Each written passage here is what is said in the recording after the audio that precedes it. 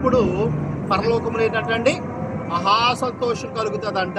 అంటే దేవునికి సంతోషం ఏమిటంటే ఒక వ్యక్తి మారు మనస్సు పొందటం.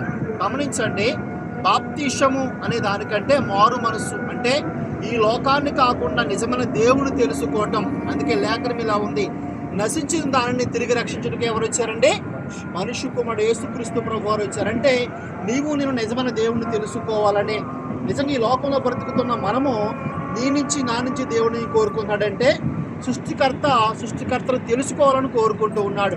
కానీ ఈ రోజుల్లో చాలామంది కూడా సృష్టికర్తను తెలుసుకోలేకపోతున్నారు. తినుచున్నారు, త్రాగుచున్నారు, కట్టుకుంటున్నారు, అన్ని బాగా జరుగుతున్నాయి, కానీ నా పైన ఒక దేవుడు ఉన్నాడు అనే ఆలోచన దినాలలో చాలా మందికి లేదు. దేవుడు లోకమును ఎంతో ప్రేమించను కాగా తన అద్వితీయ కుమారునందు మరి విశ్వాసం ఉంచిన వాడు నశింపగా నిత్య జీవం పొందినట్లు ఆయన లోకానికి పంపించాడంటండి.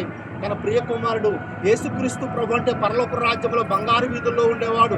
ఆకాశ మహాకాశాలు పట్టజాలని దేవుడు, ఇదిగో సమీపరాని తేజస్సులో ఆయన మాత్రమే నివసించేవాడు. అటువంటి దేవుడండి ఈ లోకానికి ఒక మనిషి రూపంగా వచ్చాడు. మనం చూడండి, చాలాసార్లు ఇంటికాడ చెప్తారు, అమ్మా నీకు ఇద్దరే ఉంటారమ్మా కోయిటోళ్ళు అని వేజాదేస్తారు. మనకి ఇక్కడికి వచ్చిన తర్వాత ఐదుగురు మనం అంటాం, బాబోయ్ ఇది ఎక్కడ పని బాబోయ్, ఎంత మోసం చేసింది నన్ను, ఇద్దరని చెప్పింది, ఇక్కడ 10 మందికి చేయవలసి వస్తుందని మనం బాధపడతాం కదండి.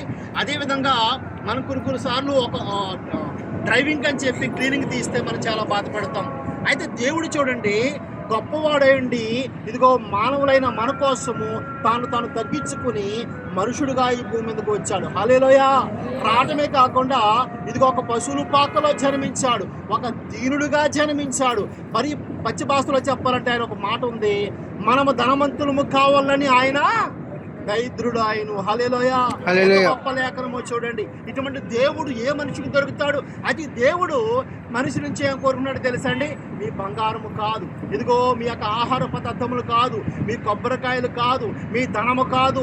ఆయన నీ నుంచి కోరుకున్నదల్లా ఒకటే, నీ హృదయంలో ఒక స్థానం ఆయన కోరుకుంటూ ఉన్నాడు. నువ్వు మారు మనసు పొందాలని, నువ్వు ఆయన కోసం బ్రతకాలని, అదొకటే ఆయన కోరుకుంటున్నాడు. ఇప్పుడు ఉదాహరణకి ఇక్కడ మనం భోజనాలు పెట్టుకుంటున్నాం, ఎవరి కోసం?